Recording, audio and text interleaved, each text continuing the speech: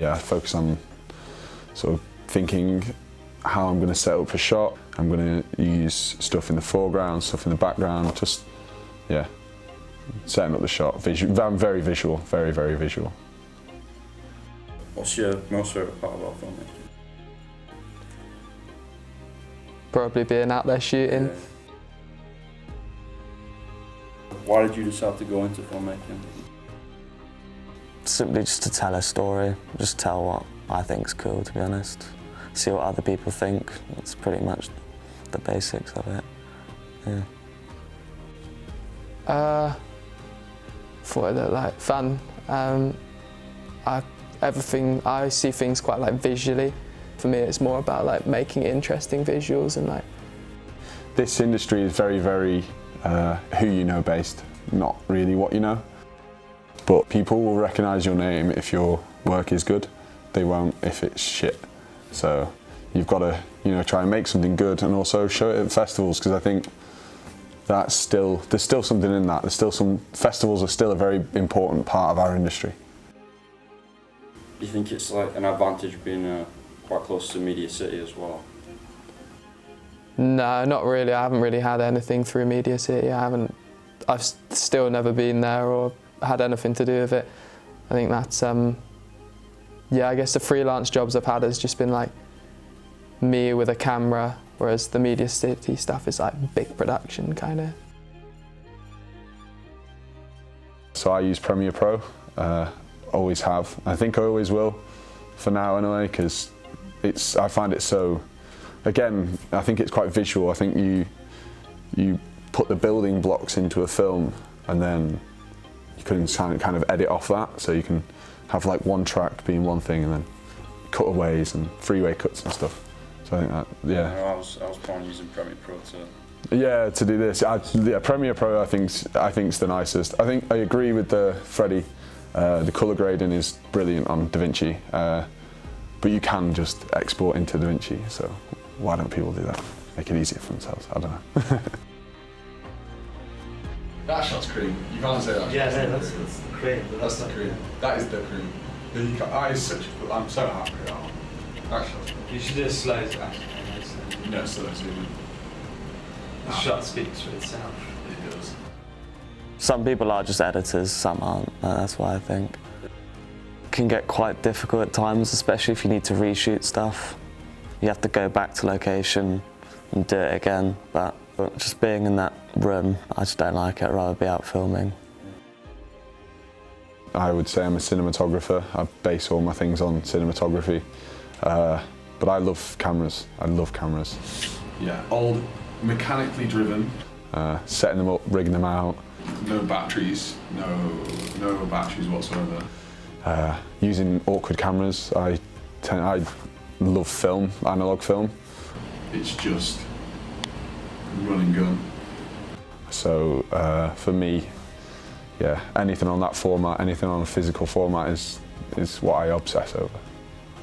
Right, I'm sorry, for a camera that's this old, she's a beast. What are the legal and ethical concerns in your filmmaking project you had to consider before you start production? Legal issues, I've been kicked out twice of car parks shooting on top without any permission, but then I got permission. In terms of ethical sort of standards in filmmaking, I feel like that's more associated with documentary side. I went through a bit of a stage of not knowing what I can and not knowing what I can't say. So sort of this sewage issue that's happening in Lake Windermere is, I didn't want to ruin the lake's credibility because I love the lakes. I think it's a beautiful place. I didn't want to ruin what the lakes already is, but I also wanted to tell people that it's not good what we're doing to it. So I had to balance along the line of keeping the lake's beauty as well as showing its downfalls, and I found that quite difficult.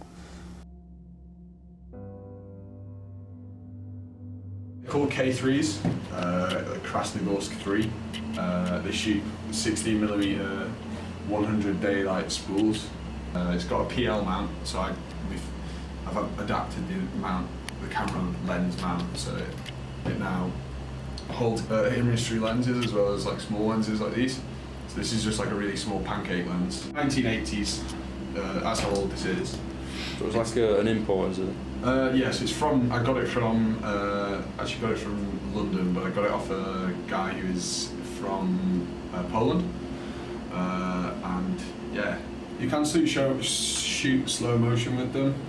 You can shoot, I think it's up to like 48 frames a second, so like a little bit, like it creates like a weird effect, pretty fun. There's also other ones called Bolexes, which if you get into 16mm, they're beautiful. They're like the Rolex of film cameras. They're amazing. But these are pretty sick. These are really, really well built, and for the age of them, they're just so reliable. That's where I kind of found my love for cameras, is in the 16mm format. I love digital as well, don't get me wrong, but there is something about these older cameras, like you get into like the bigger cameras, like the Arris and stuff, and they all work the same. You lace the camera the same pretty much. They're not different, and that's what I love about it. It's such an old format which translates into the new world really, really well. Although the quality isn't beautiful and perfect and crisp, It's part of the charm. it's part of the charm, and it like adds softness. And you don't always want to see a very, very crisp film. Christopher Nolan is one guy who's like obsessed with very, very crisp visuals, and it's like they are beautiful, but also when you like put it through a filter and you actually Sometimes the grain's do it nice. down. Yeah, the grain's nice, and also like you can. It has so much more latitude because you're absorbing light onto it rather than reflecting light.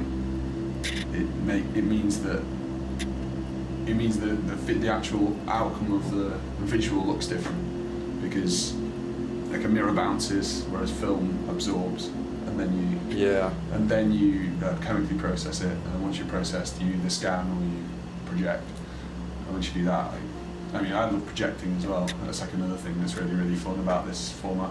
It's like lacing up a projector, pressing go, and you can hear it all go, and it's pretty cool. It's like an obsession that's expensive, but also like It's worth it. I think it's beautiful. I think it's the most pure way to make a film with your hands. So I finished uni in like 3 weeks, 2 weeks. And so I'm just gonna go travel, take a camera with me and just see what happens. Also after next year I might do a master's for a year. It all just depends what happens. I don't really know, I haven't had a plan yet, but I think things will work out. I think what I'll probably do is go away somewhere and get a job that's got nothing to do with film, but go with my camera and kind of, do it like that. Or also I think another idea is to pull in on some of the contacts that I have. Not because you maybe think it'd be harder to just go straight into the industry, maybe. Yeah, and I don't want to just start working and then work till I die. So I'm trying to put that off as long as possible.